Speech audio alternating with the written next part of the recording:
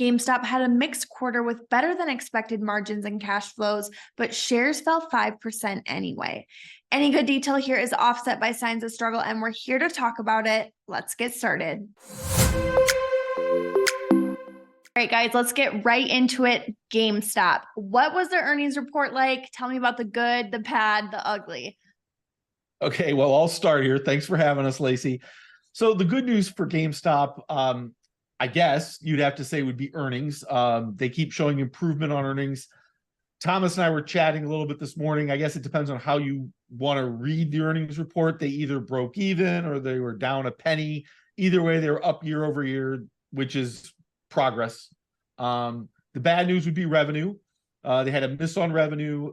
The miss would have been worse if they didn't have increased sales in the UK, because Australia, United States, Canada, all of those were down significantly.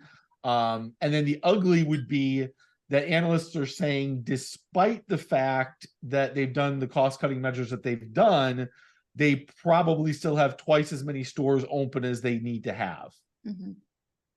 Yeah, right. I think Chris hit the nail on the head here. The report had a few Easter eggs in it, but ultimately the story is still the same. Try as they might, GameStop can't grow, and it's slowly eating itself to death. It carries a lot of dead weight, and it's got little hope for a meaningful recovery anytime soon. Sales are down in all segments. Consumer is weak.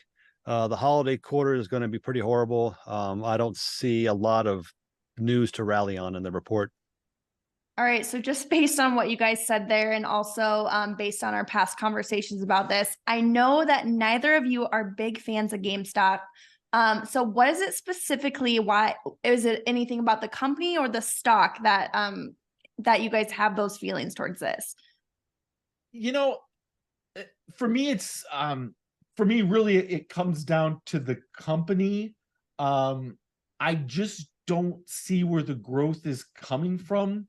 There's nothing that I see from the company that I would say, oh, I have to go to a GameStop store for, or I have to get that online, or that gamers would need to do that with. I don't see anything like that. I mean, I guess you could say the vintage, the collectible side of the business, but that's a very small niche market, and it doesn't really seem to be contributing much to revenue.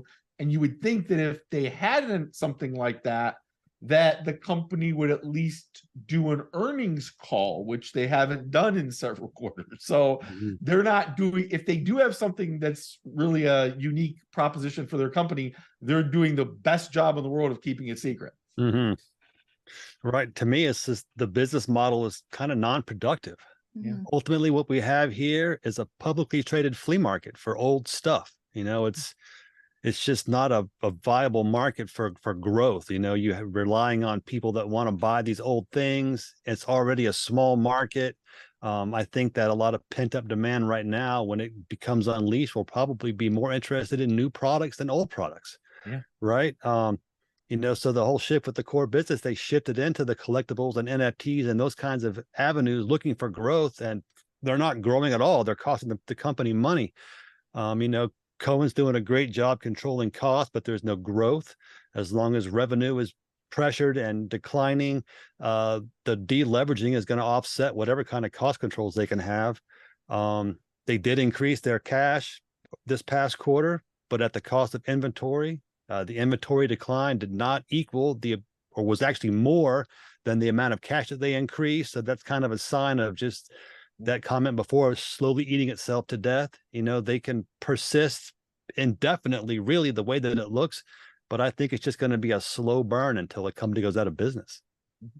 All right. Well, I saw that GameStop's board of directors approved a policy, and that policy permits the company to invest in equity securities, among other investments.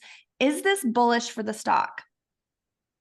I mean, I don't think it is really, unless GameStop is planning to become an equity holding company, which I don't believe is going to happen.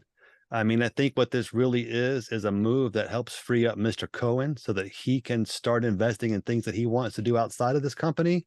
The catch is that GameStop, I think, is going to have to do the same investments as he does on his own.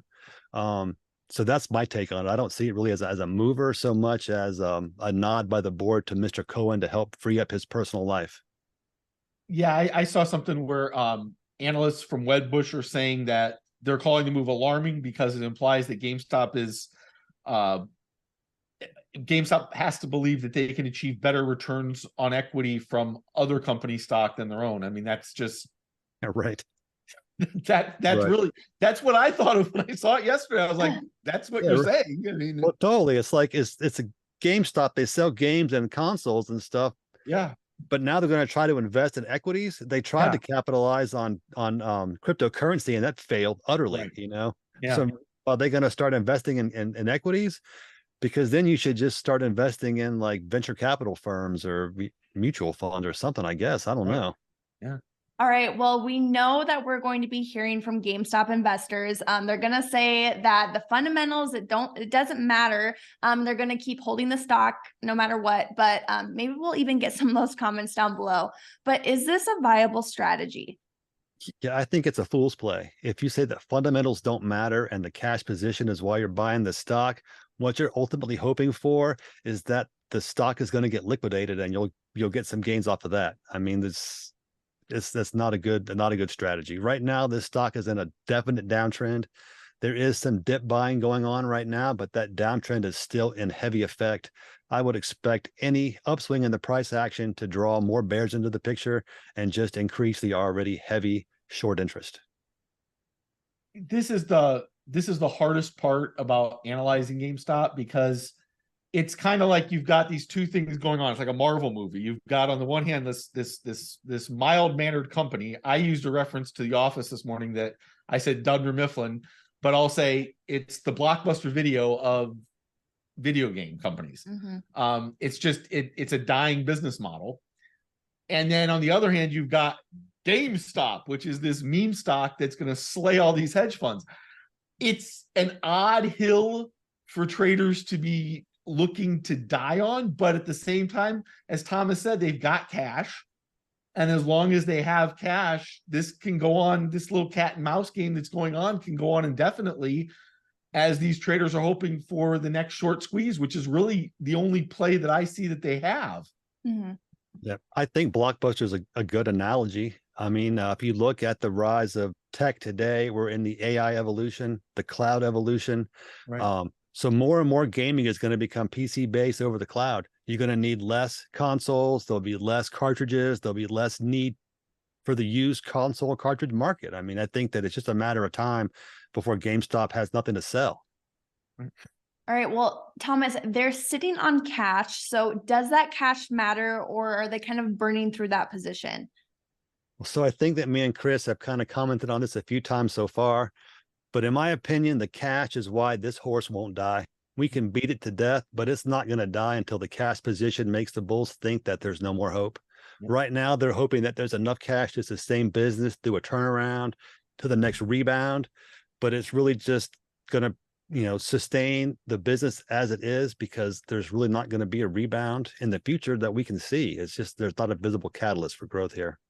All right, as we discussed today, GameStop's intricate tale of positive strides against ongoing struggles will remain a focal point. We'll be covering that right here at Market Beat, so stay tuned. We'll see you next time.